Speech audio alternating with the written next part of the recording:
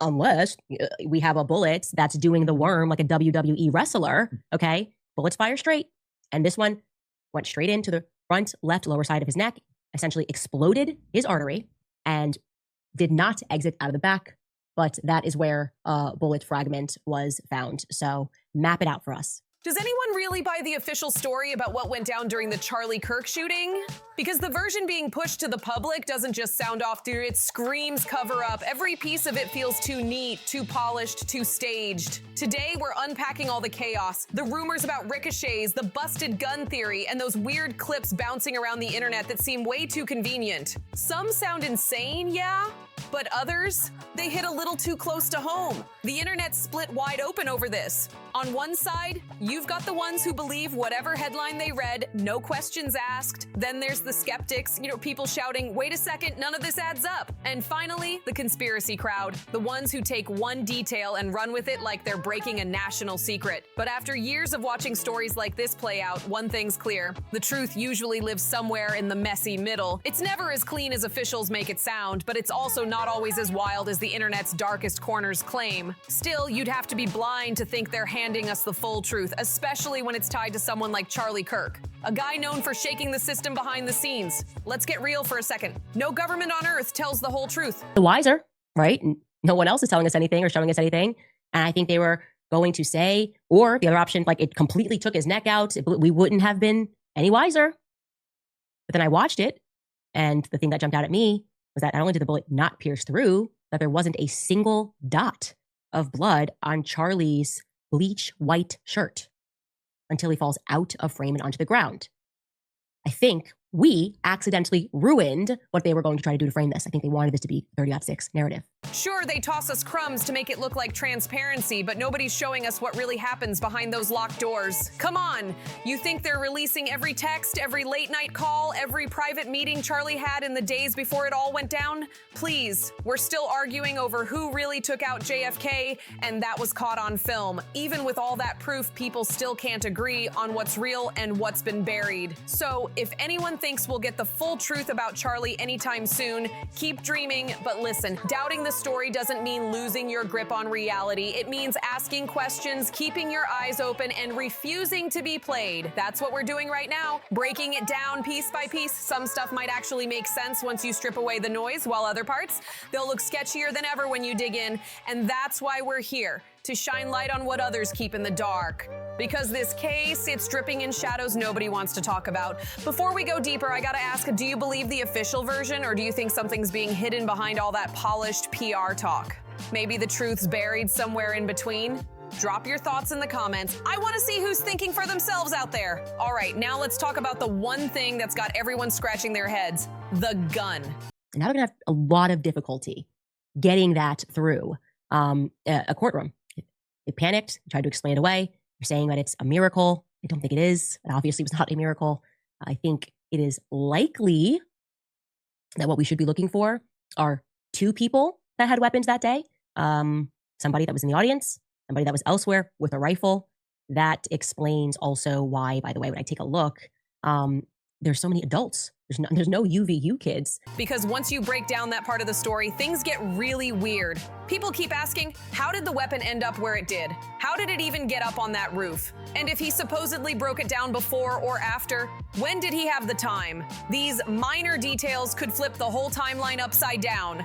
So here's where things get interesting. The weapon wasn't some random cheap piece. It was a German World War II K98 Mauser, a bolt-action rifle first made back around 1906. After the war, the US was flooded with them, and gun collectors started tweaking them to make them lighter, sleeker, more modern. They called it sporterizing. Basically, they stripped off that old-school wooden stock and swapped it for something new age and tactical. They even changed the caliber sometimes because the original 8mm ammo was rare and pricey.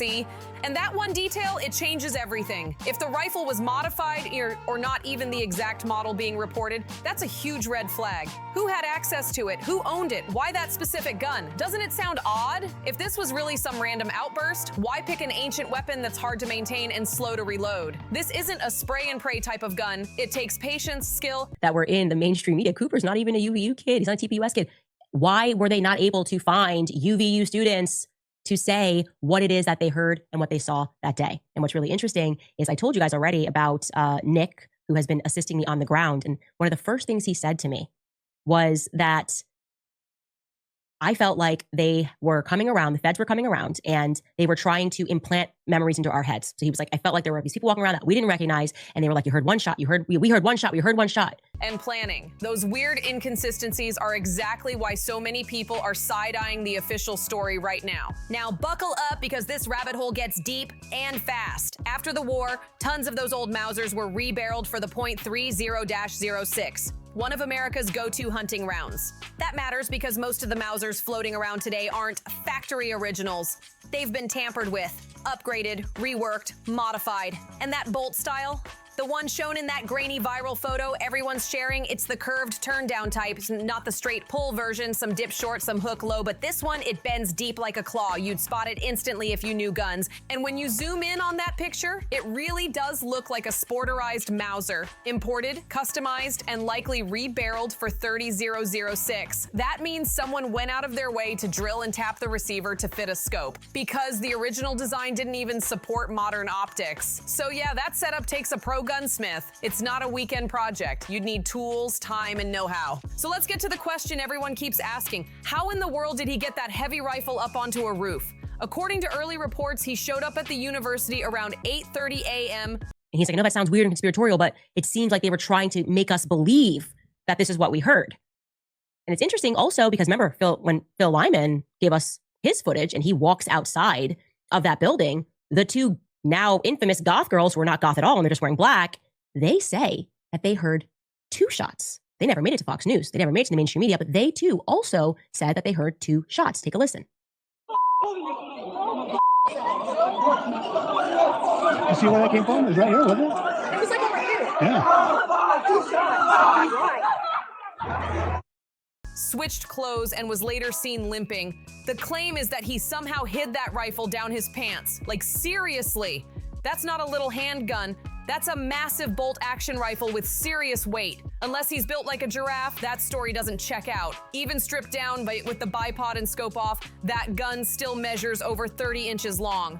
Now technically, yeah, you can remove the bolt to make it slightly shorter, but this isn't a modern takedown rifle you pop apart with a button. The Mauser's old school, screws, pins, full disassembly. You've got to separate the barrel and the action, and that's no small task when you're trying to sneak into a school without looking obvious. So maybe he carried it in a bag, and that's the theory floating around. He wore all black that morning, black clothes, black cap, black backpack, perfect setup for blending in on camera. A large tactical bag could easily mask a long object's outline, especially in dim lighting. From the right angle, it might have looked like nothing more than a bulky pack. But still, and we're talking about a heavy rifle, an early arrival, a change of clothes, and no solid footage showing him carrying that weapon in or out. The math doesn't add up, and when stories don't line up, that's when the real digging begins. Because if this gun doesn't fit the timeline, maybe the timeline itself isn't what they told us it was. When people started freeze-framing those rooftop stills, they noticed something weird. No rifle barrel sticking out anywhere. That means he probably wrapped the parts in something, like a towel, to block the shine of metal under the sun. And guess what investigators found later? What can I say, guys? I think it's pretty obvious that our instincts about this have been correct from the very beginning. We probably need to be now looking for a shooter that was in the audience and to the left. I've seen you guys. I saw some guy on Alex Jones that created he created a whole web and explained and did this all on a computer of where the trajectory would have to go. We need you again. Ballistic YouTubers, gun people, gun enthusiasts, military men. A towel and a screwdriver right there on the roof, both covered in his DNA. But not just any towel, a black one, the exact shade seen in one of those clips. Coincidence? Maybe, but man, it fits a little too perfectly. So here's what actually makes sense. And tell me if I'm tripping in the comments. He most likely climbed that roof carrying the gun in 2 or 3 parts wrapped up in that towel, pieced it together before the shots, and just left the towel behind. That's why when he leapt off the roof, the rifle was already assembled. No time wasted messing with screws in the middle of chaos. And speaking of screws, that's exactly why that screwdriver was there. He probably used it to tighten the barrel to the stock before taking aim. Now, if you slow down the clip of that shadowy figure sprinting across the rooftop, the speed alone proves he wasn't taking anything apart mid-run. It's too smooth, too quick, and when you check later frames, he's not even wearing a backpack, none. But you can see something in his hands, that same dark towel-like shape again. Maybe he tossed it on purpose to distract anyone watching or to look like he was just carrying junk. Hard to say, but the shape? It matches the size of a rifle wrapped up tight. Now let's hit that creepy AI stairwell photo everyone's arguing about. There's a viral pic floating around that supposedly shows him inside the building, but many are saying it's fake. Experts claim the lighting's off, the proportions don't match, and the skin texture looks too smooth, almost painted. But it's freaky realistic. The people that they're discounting and saying you have no right to get clicks, no, please get clicks. Explain to us what it is that you know in this decentralized intelligent agency, given the information that I am telling you, okay, that it had it. Unless we have a bullet that's doing the worm like a WWE wrestler, okay? Bullets fire straight. And this one went straight into the front left lower side of his neck, essentially exploded his artery, and did not exit out of the back. But that is where a bullet fragment was found. So map it out for us. We're at a point where even a trained eye can get fooled by pixels and filters. And get this, when you match the shirt and color, it's close enough to make people doubt themselves. Could it be him? Or half AI, half real imagery? That's the scary part. You can't trust anything you see anymore. That's what makes this whole case such a tangled mess. Between fake videos, deep fakes, and straight up digital trickery, even legit sources can look shady. Everyone's fighting to prove or debunk something, but half of it's been tampered with before it even hits the timeline. The towel, the rifle, the photos, every piece feels twisted. But one thing's clear, this was not some rookie move. The way that weapon got up there, assembled, fired, and left behind, that's skill, not luck. Whatever side you're on, it's time to look at everything fresh. No filters, no bias. Because once you break this story down piece by piece, the so-called official version looks shakier than a house of cards. Now about that AI photo again, let's be real, it's clearly generated. You can practically see the computer polish on it. But that's the problem. These things look so real now, it's terrifying. Anyone with a laptop can spin up fake evidence in minutes. The internet's turning into a full-blown hall of mirrors, and you can't even trust your own eyes anymore. And speaking of things blowing up online, let's talk about those so-called hand signals.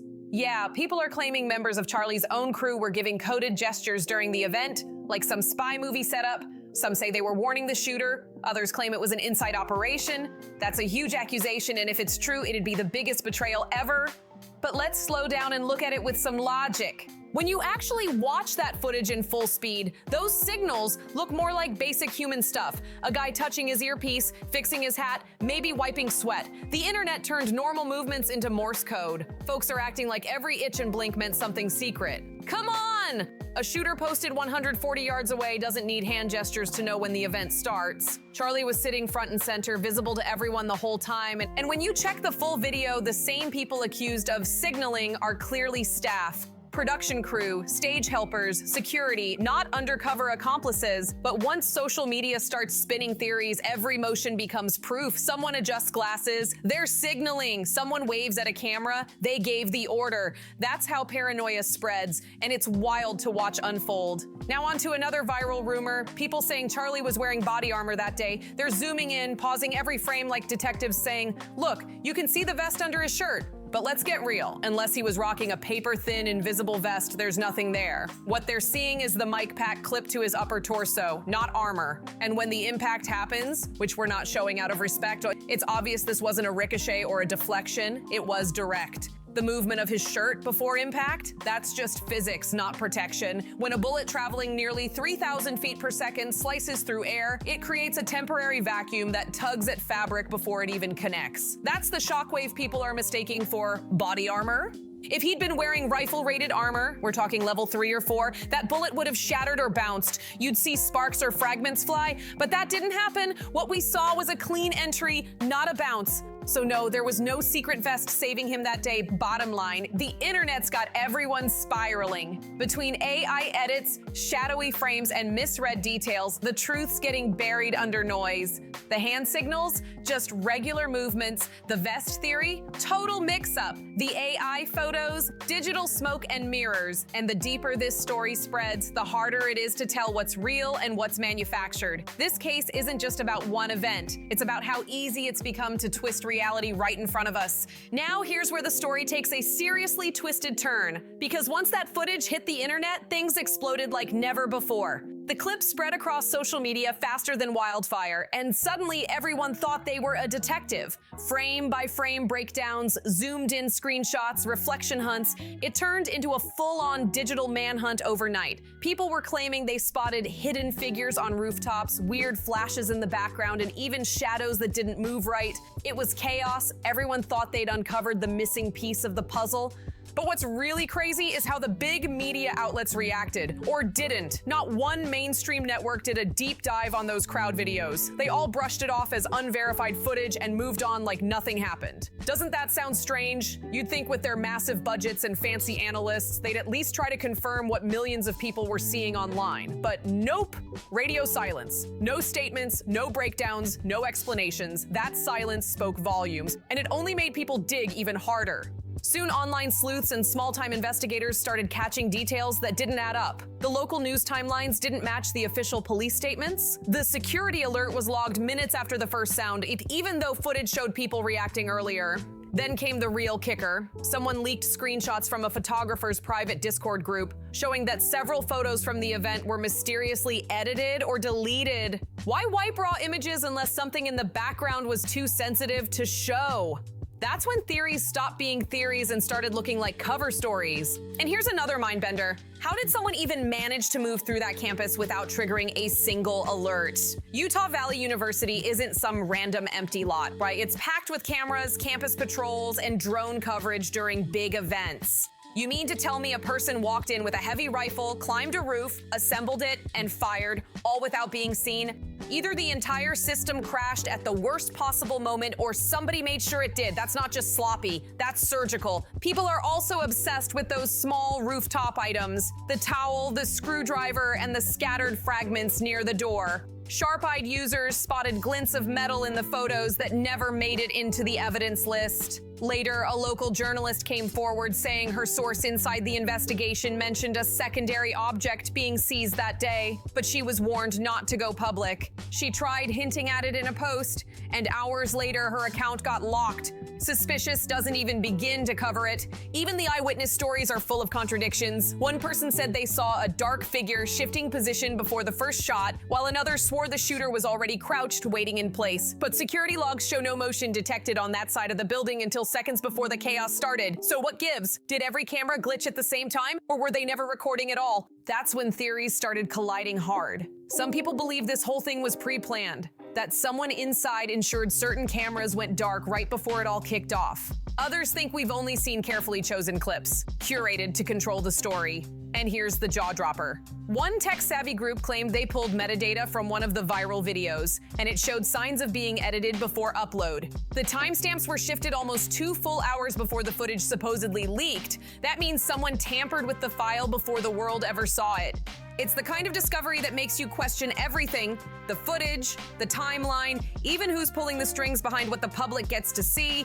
When the raw evidence starts looking more polished than the truth, that's when you know something's seriously off. And so here we are, drowning in questions and short on real answers. A vintage rifle that had no business being there, a random towel and screwdriver that don't make sense, witnesses contradicting each other, and video footage that's been chopped and filtered like a TikTok montage. Something's rotten here, and it's not just sloppy investigation. Whether this is pure incompetence or something darker brewing underneath, one thing's clear: the truth about what really happened that day is still hiding in plain sight, and it doesn't want to be found. Now let's talk about that terrifying moment itself, the impact no one can forget. A high-powered rifle round doesn't just hit, it erupts. We're talking explosive energy tearing through air at lightning speed. At 150 yards, that bullet was still packing serious velocity, enough to cause massive internal damage on contact. So when people online say his shirt moved before impact, they're half right. It did, but that's the shockwave. A vacuum of air snapping the fabric milliseconds before the round connects. That kind of force makes cloth dance before the body even reacts. This wasn't some ricochet or lucky graze. It was a direct hit, sharp and devastating. But of course, the internet didn't stop there because it never does. Theories started flying left and right. And one of the wildest?